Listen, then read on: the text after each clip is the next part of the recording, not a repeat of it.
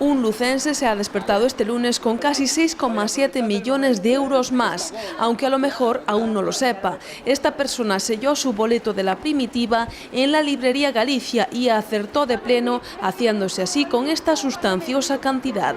En la librería Galicia están eufóricos tras haber repartido este premio y lo celebran con baño de champán.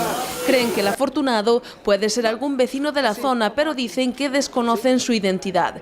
El boleto incluso pudo sellarse el propio domingo. É un boleto feito, a mao, non sabemos se é porque son números fijos ou simplemente porque lles gustou esos números e os puxo e nada máis, se acertou absolutamente todo. A verdade que non teño nin idea quen pode ser o afortunado, porque podemos dar o premio a calquera dos nosos clientes, non?